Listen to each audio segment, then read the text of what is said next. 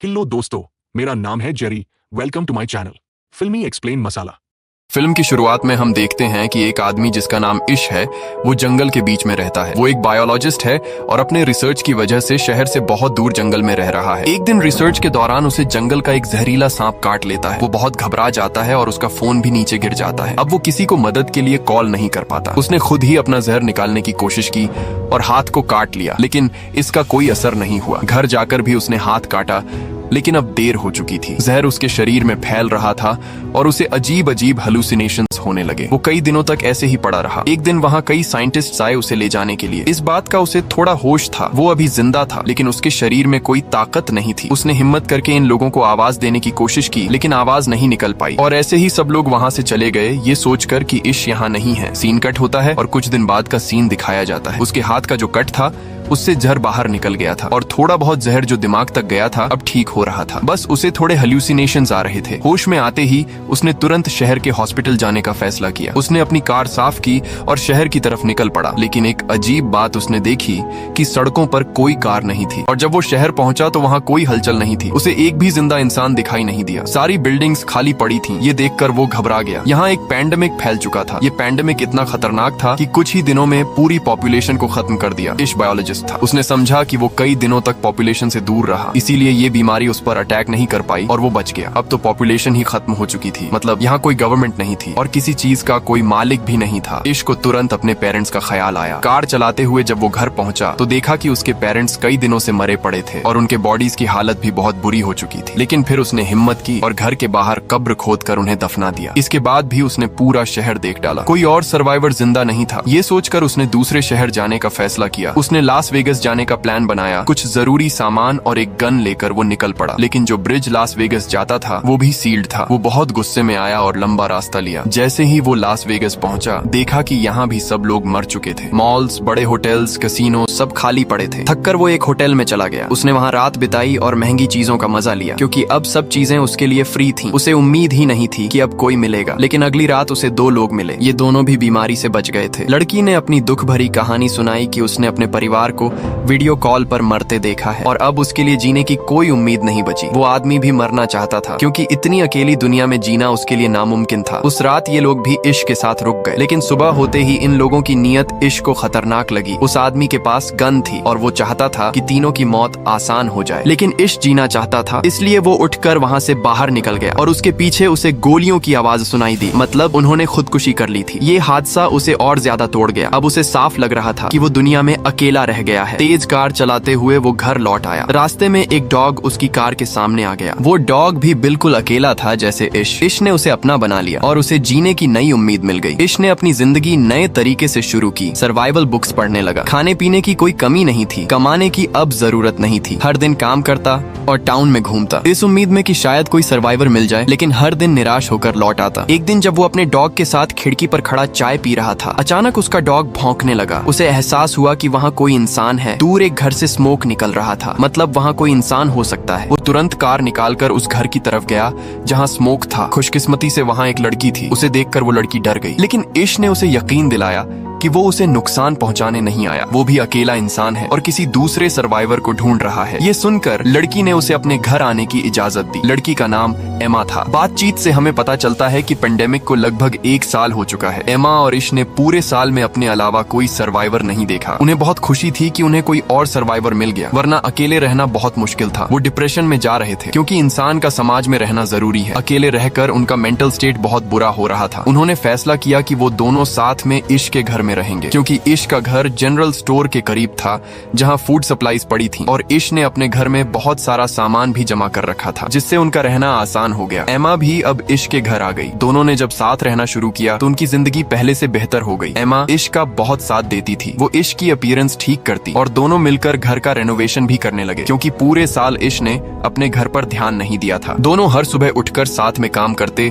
और अपने टारगेट्स पूरे करते। इन दोनों ने ये भी सोचा कि अगर पूरी दुनिया में सिर्फ यही दोनों बचे हैं तो इन्हें पॉपुलेशन भी बढ़ानी चाहिए। पहले ये दोनों का फैसला था, लेकिन जब इश को पता चला कि एमा प्रेग्नेंट है तो वो बहुत डर गया। उसे डर था कि उसके बच्चे इस अजीब दुनिया में सरवाइव कर पाएंगे या नहीं। एमा ने उसे हिम्मत दी कि सब ठीक होगा। इश जो बायोलॉजिस्ट था, उसने बुक्स पढ़कर बच्चे को जन्म देने के तरीके समझने शुरू किए, क्योंकि उसे पता था कि अब ये दोनों अकेले हैं और उन्हें ही ये काम करना पड़ेगा। साथ ही दोनों घर को परफेक्ट बनाने की कोशिश भी कर रहे थे। इश ने सोलर पैनल्स भी लगा लिए थे ताकि घर में इलेक्ट्रिसिटी की कमी ना हो, क्योंकि पेंडेमिक को बहुत वक्त हो चुका था। शहर जंगल जैसा बनने लगा था और जंगल के जानवर अर्बन एरियाज की तरफ आने लगे थे। ये उनके लिए बड़ा खतरा था, इसलिए उन्होंने घर के चारों तरफ फेंस बना लिया और जानवरों से बचने के लिए कुछ वेपन्स भी रख ली। इन लोगों ने खुद भी कई वाइल्ड एनिमल्स पाल लिए थे जिनसे उनकी जरूरतें पूरी हो रही थी। और ये लोग बहुत बिजी भी रहते थे।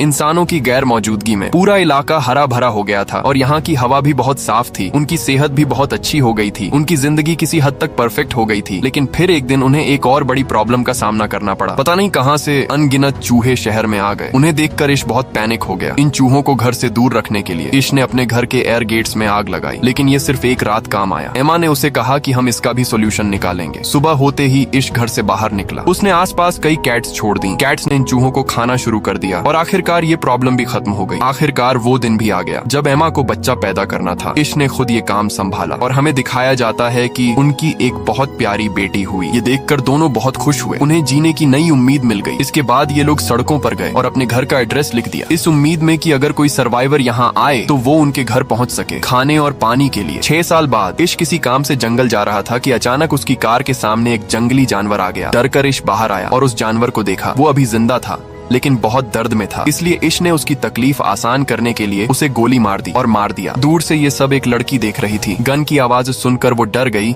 और भागकर जंगल में चली गई। इश ने भी उसे भागते हुए देखा और तुरंत उसके पीछे दौड़ा ताकि उसे पकड़ सके। इस लड़की को लगा कि इश उसे नुकसान पहुंचाएगा, लेकिन इश वैसा नहीं था। वो खुद भी सर्वाइवर्स की तलाश कर रहा था। जब उसने इस भूखी लड़की को एप्पल खाने के लिए दिया तो लड़की को समझ आया कि इश बुरा इंसान नहीं है। इश उसे अपने घर ले जाना चाहता था, लेकिन वो लड़की कार में उसके साथ नहीं बैठी बल्कि पीछे वाले ट्रंक में बैठ गई। घर लौटकर देखा गया कि लड़की ट्रंक से बाहर आने के लिए तैयार ही नहीं थी। घर में हमने देखा कि इतने सालों में इश और एमा के 2 बच्चे हो चुके थे और अब उनका तीसरा बच्चा होने वाला था। उन्होंने टाउन में हर जगह अपना एड्रेस लिखा हुआ था और उसी एड्रेस को देखकर 2 और सर्वाइवर्स उनके पास रहने आ गए थे, जिनका नाम था जॉर्ज और मरीना। और अब 1 साल से ये दोनों इश और एमा के साथ रह रहे थे, क्योंकि यहाँ किसी चीज की कमी नहीं थी। खैर, अब इश जंगल से लड़की को भी ले आया था, लेकिन वो लड़की अभी तक ट्रक से नहीं निकली थी। उसने पूरी रात ट्रक में ही गुजारी। सुबह मरीना उसे खाना देने आई तो लड़की डर गई और खाना फेंक दिया। फिर मरीना ने उसे समझाया और अपनी कहानी सुनाई। उसने बताया कि वो और जॉर्ज कई महीनों से इस अकेली दुनिया में भटक रहे थे। फिर उन्हें इश और एमा का एड्रेस मिला और वो इनके साथ रहने लगे। उसने ये भी कहा कि ये दोनों बहुत अच्छे लोग हैं और यहाँ किसी चीज की कमी नहीं है। उसकी बातें सुनकर लड़की थोड़ा शांत हुई और उनसे मिलने जुलने लगी। लेकिन अजीब ये था कि लड़की अब तक ज्यादा बोली ही नहीं थी और न ही उसने अपना नाम बताया था। एक दिन मरीना ने उसका सामान देखा तो उसमें अजीब और गरीब ड्राइंग्स थीं। साथ ही उसे एक लेटर मिला जिसमें उस बच्चे का नाम लिखा था। उस लेटर में लिखा था कि पेंडेमिक के दौरान उसके पिता ने उसका अब्यूज किया, जिसकी वजह से अब वो हर इंसान के सामने अपने आप को बेच देती है। ये लेटर उसकी माँ ने लिखा था, जिसमें उसने लिखा था कि जब वो मर जाएगी तो जो भी इसे पाए वो इसका ख्याल रखे। ये जानकर सब लोग ईवी का और भी ज्यादा ख्याल रखने लगे। उसी रात एमा ने तीसरे बच्चे को जन्म दिया, जिससे सब लोग बहुत खुश हो गए। 1 साल ऐसे ही बीत गया। एक दिन उन्हें खबर मिली कि उनके इलाके में कोई आया है। सब डर गए। छोटे बच्चों को अंदर भेज दिया गया और सारे बड़े लोग गन्स लेकर बाहर निकले, ये देखने की कौन आया है। उन्हें पता चला कि ये सर्वाइवर्स का एक ग्रुप था जिसमें 4 लोग थे। ये लोग भी इश और एमा का एड्रेस देखकर आए थे। इनमें से एक डॉक्टर थी, मौली। उसने बताया कि इतने सालों में उसे सिर्फ ये 4 जिंदा लोग मिले हैं और अब वो पहली बार इश के परिवार से मिल रही है। उनके चेहरे और बातें साफ दिखा रही थीं कि वो किसी को नुकसान नहीं पहुंचाएंगे। इसलिए इश और एमा ने भी उन्हें अपने परिवार में शामिल कर लिया। वैसे भी यहाँ किसी चीज की कमी नहीं थी। अब सब मिलकर एक बड़ा सोसाइटी बना सकते थे। इश ने इन नए लोगों को सर्वाइवल के रूल्स समझाए कि हमेशा अपने वेपन साथ रखना है, क्योंकि अब ये दुनिया जंगल जैसी हो गई है। कभी भी जंगली जानवर सामने आ सकते हैं। जब भी सप्लाईज लेने बाहर जाना हो तो हमेशा ग्रुप में जाना होगा, वरना कोई भी जंगली जानवर या और खतरा उन्हें नुकसान पहुंचा सकता है। ये सारे रूल्स बताने के बाद सब सप्लाईज लेने बाहर गए। मौली जो डॉक्टर थी वो मॉल और हॉस्पिटल से बहुत सारी चीजें लेकर आई जो उनकी कम्युनिटी के काम आ सकती थी और जिनसे सबका इलाज हो सकता था। साल ऐसे ही बीतते गए और हमें पता चलता है कि इस पूरे ग्रुप में अब बहुत सारे बच्चे हो गए थे, बाकी कपल्स के भी बच्चे हो गए थे। अब उनकी कम्युनिटी बढ़ रही थी। इश अपने बच्चों को पढ़ाता था और उन्हें बताता था कि पहले कम्युनिटीज कैसी होती थी, इंसान कैसे सरवाइव करता था, वो उन्हें सिखाता था ताकि आगे चलकर उन्हें कोई मुश्किल ना हो। उनकी जिंदगी सामान्य तरीके से चल रही थी। घर के चारों तरफ पूरा जंगल था और एक दिन उसी जंगल से एक बहुत बड़ा लायन उनके घर में घुस आया। शुक्र था कि सही समय पर इश की नजर उस पर पड़ गई। इश बच्चों को बचाने वहां पहुंचा, लेकिन लायन ने उस पर हमला कर दिया। इससे पहले कि बाकी लोग कुछ कर पाते, लायन ने उसे बुरी तरह घायल कर दिया। ये देखकर सब घबरा गए। जब सब वहां पहुंचे तो लायन वहां से भाग गया। एमा ने इश की हालत देखकर गुस्से में गन उठाई और जंगल में जाकर उस लायन को मार डाला। वक्त रहते सबने मिलकर मोली की मदद से इश की जान बचा ली और फिर उसका इलाज शुरू हुआ। कई हफ्तों के बाद इश पहले जैसा ठीक हो गया। अब 17 साल बीत चुके थे। सबके बच्चे अब जवान हो गए थे। हमें पता चलता है कि इतने सालों बाद इश की सबसे बड़ी बेटी हैदर अपने ग्रुप के एक लड़के के करीब आने लगी। उनकी दोस्ती बहुत गहरी हो गई थी और किसी को उनकी दोस्ती पर एतराज नहीं था, क्योंकि अब तो इन्हें आपस में रिश्ते बनाने ही थे। हैदर और वो लड़का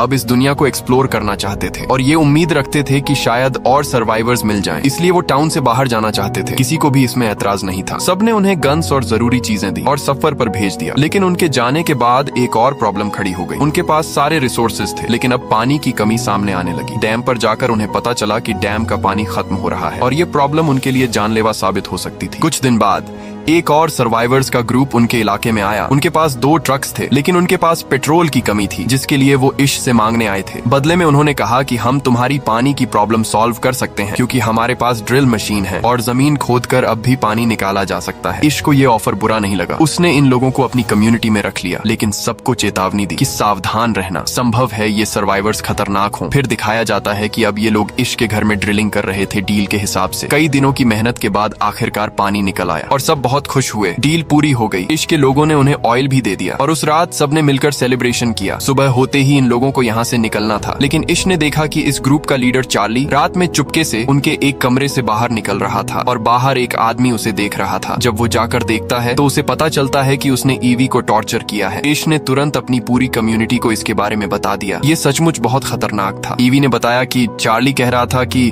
अब वो यहाँ से कहीं नहीं जाएगा, क्योंकि यहाँ बहुत सारे सप्लाईज हैं और उसके पास बहुत सारे गन्स भी हैं। ये सुनकर सब डर गए और इश को लगा कि अब उसे चार्ली को मार देना चाहिए। अगर वो चार्ली को नहीं मारेगा तो चार्ली पूरी कम्युनिटी को खत्म कर देगा, जिसे इतने सालों बाद बनाया गया है। सब चार्ली को मारने का इंतजार कर रहे थे, लेकिन कुछ लोगों ने कहा कि इस दुनिया में वैसे ही बहुत कम लोग बचे हैं। अगर हम चार्ली को मार देंगे तो पॉपुलेशन और भी कम हो जाएगी। तब इश ने कहा कि अगर हमने चार्ली को नहीं मारा तो हम सब भी मर जाएंगे। फिर सबने एक प्लान बनाया और बाहर जाकर चार्ली को चारों तरफ से घेर लिया। चार्ली कुछ कह पाता उससे पहले इश ने हथौड़े से उसकी जान ले ली और उसे दफना दिया। ये सब करने के बाद इश को बहुत बुरा लग रहा था। उसने पहली बार अपनी सर्वाइवल के लिए किसी को मारा था। वो जानता था कि ये गलत नहीं है। उसने ये सब अपनी कम्युनिटी को बचाने के लिए किया। फिर भी उसका मन दुखी था। सुबह होते ही इश और सबने चार्ली की ग्रुप को बताया कि उन्होंने उनके लीडर चार्ली को मार दिया है, क्योंकि उसने उनकी कम्युनिटी की एक लड़की को टॉर्चर किया था। चार्ली की मौत सुनकर उसका पूरा ग्रुप दुखी नहीं हुआ, बल्कि कुछ लोगों ने कहा कि चार्ली ने लीडर बनकर बहुत फायदा उठाया था। वो अपनी ग्रुप की लड़कियों को भी टॉर्चर करता था, इसलिए सब चार्ली की मौत से खुश थे, सिवाय उसके दोस्त के, जिसने बहुत गुस्से में चिल्लाकर विरोध किया। इश ने अब चार्ली के पूरे ग्रुप से कहा कि हमें किसी से दुश्मनी नहीं है, तुम सब यहाँ शांति से रह सकते हो, लेकिन ये लड़का नहीं, क्योंकि इसमें भी मुझे चार्ली जैसी ही गंध आ रही है। ये हमारे लिए खतरा बन सकता है। बाकियों की राय भी यही थी। सज्जा के तौर पर उन्होंने चार्ली के दोस्त को अपनी कम्युनिटी से बाहर निकाल दिया। शुरू में वो लड़का भाग निकला, लेकिन बाद में समझ गया कि वो अकेला बाहर सरवाइव नहीं कर पाएगा, इसलिए वो वापस आया। लेकिन इश ने अपनी कम्युनिटी की सिक्योरिटी के लिए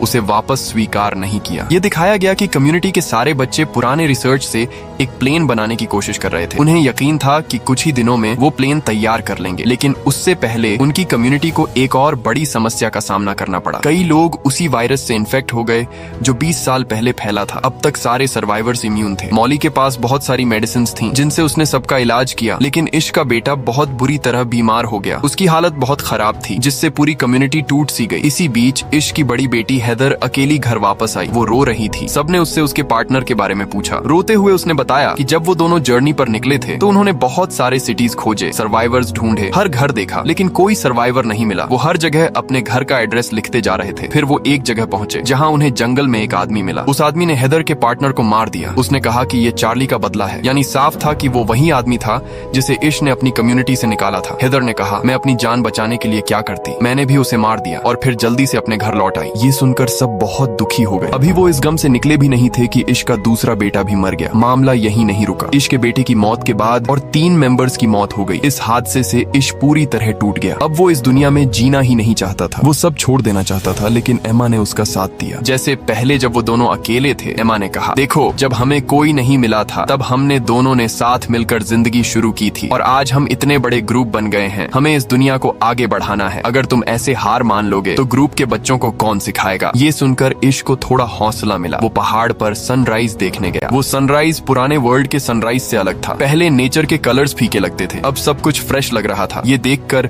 इश को एहसास हुआ कि ये पिछला वर्ल्ड नहीं है, ये एक नया वर्ल्ड है। वो अपने बच्चों को पुराने वर्ल्ड की तरह जीना सिखा रहा था। ये गलत था। अब उसे अपने बच्चों को नए वर्ल्ड में सरवाइव करना सिखाना था। घर लौटकर उसने बच्चों को स्पीच दी। हम अभी तक गलत दिशा में जा रहे थे। हम पुरानी दुनिया की तरह जीने की कोशिश कर रहे थे, लेकिन जब पुरानी दुनिया है ही नहीं तो फिर उसमें सरवाइव करने की ट्रेनिंग क्यों। ये नई दुनिया है और हमें इसके हिसाब से चलना होगा। इश ने कहा, अब से तुम वही सीखोगे जो नेचर तुम्हें सिखाएगा और जो इस दुनिया में सरवाइव करने के लिए जरूरी है। इस दुनिया में उनकी कम्युनिकेशन पूरी तरह बंद हो चुकी थी, इसलिए उन्होंने अपना कम्युनिकेशन नेटवर्क बनाने का फैसला किया। उन्होंने फिर से एक नया रेडियो बनाया जिससे उनकी कम्युनिकेशन मजबूत हुई। इसके बाद इश ने रोज नए सोशल इवेंट्स रखने शुरू किए, जिनसे बच्चों को समझ आया कि कैसे इंसान साथ में रहकर सरवाइव करते हैं। अब इश अपने एफर्ट सिर्फ अपने तक नहीं रखता था। उसने कम्युनिटी से बाहर भी अपना सिटी रेनोवेट करना शुरू किया। उसने होटल्स फिर से बनाए, फिर उसने आसपास के सिटीज को भी रिपेयर करने का फैसला किया। फिल्म के पोस्ट क्रेडिट सीन में हमें दिखाया गया कि इश अपने पोते ग्रैंडसन के साथ है। वो उसे यही पूरी कहानी सुना रहा है। वो अपने पोते से कहता है, ये दुनिया अब हमारी जनरेशन की है, अब इसे आगे बढ़ाना तुम्हारा काम है। ये कहते हुए कहानी यहीं खत्म हो जाती है। अगर आपको ये कहानी पसंद आई हो तो वीडियो को लाइक जरूर करना और ऐसे ही आसान और इंटरेस्टिंग एक्सप्लेनेशंस देखने के लिए चैनल को सब्सक्राइब करना मत भूलना। साथ ही बेल आइकॉन भी दबा देना ताकि नई वीडियो की नोटिफिकेशन आपको सबसे पहले मिले।